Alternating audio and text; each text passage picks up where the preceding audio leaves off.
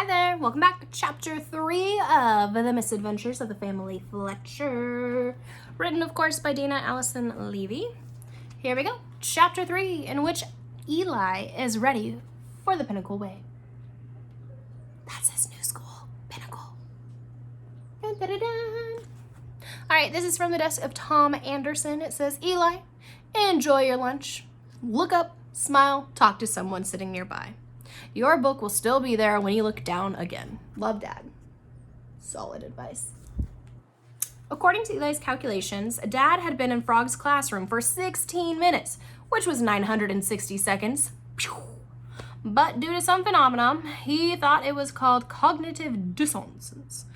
But he wasn't sure. It felt like at least an hour. He thought about tapping the horn, just lightly, the way Dad did when Papa went into the gourmet store for French bread, but then wound up staying in there talking about cheese with the owners for 20 minutes.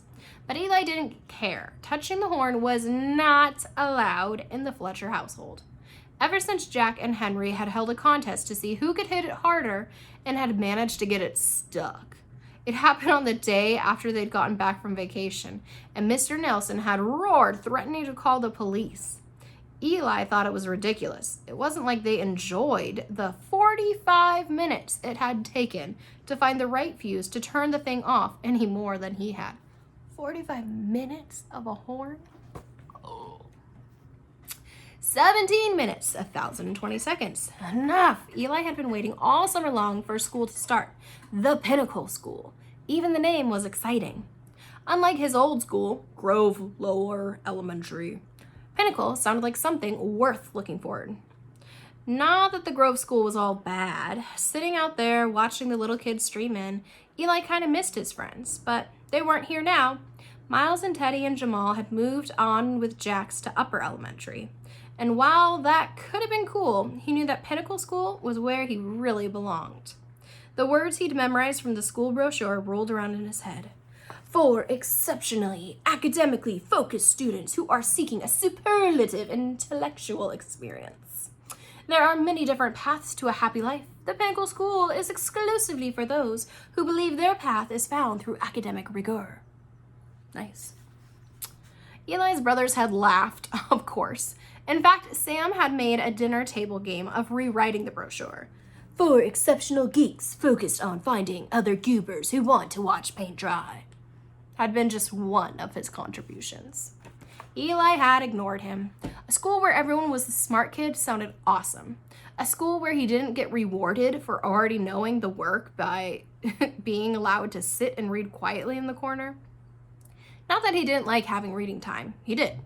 In fact, he read the entire Percy Jackson series sitting in the corner, despite the fact that one of the books weren't on the approved third grade reading list. The car door opened and Dad climbed in, pulling his tie back into place. Doubtless, Frog's goodbye hugs had been the cause of the disheveling. Okie dokie, Eli, you ready? He asked. Frog is officially launched into kindergarten. His teacher even made a cozy stall for Flair to enjoy while Frog is working, so she's clearly up to the job. Now let's get you to Pinnacle. He laughed a little at his own joke and reached back to pat Eli's knee. Are you nervous? New school and all that? You know it all. Eli cut him off. I'm not nervous at all, he said. And it was true. He looked down at his t-shirt with a scientific diagram of a stingray and a fake name tag that said, Hi, my name is Ray, on it. At his old school, no one had found that shirt funny, no matter how many times he tried to explain it. He was sure plenty of kids would laugh at it at Pinnacle. Still, starting anything new was a little stressful. He suspected his heart rate was slightly elevated and wondered if he should mention it to Dad. Nah, he decided, better not. After all, he had begged for a chance to change schools, had asked what he could do to help pay for it, had promised to get a paper route or walk dogs or something to raise money. His parents hadn't been sure it was the right choice, but he knew it was, and finally they had agreed. No reason to make them doubt that now. They were heading out of their small Ocean City Shipton and toward the highway. The Pinnacle School was just 2 exits down the interstate, a trip that Eli had to admit wasn't as fun as walking or biking with Sam and Jax, which he would have been allowed to do this year if he had gone to upper elementary. It was nearly 20 minutes before they got to their exit and wound through the industrial park where the school was located.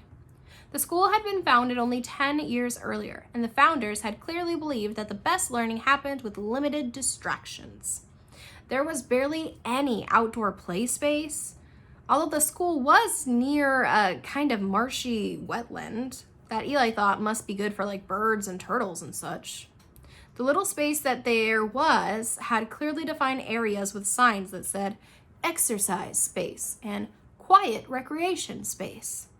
For a moment, Eli thought back to Grove's messy playground with the 4 square, a rope spider web, monkey bars, and swings.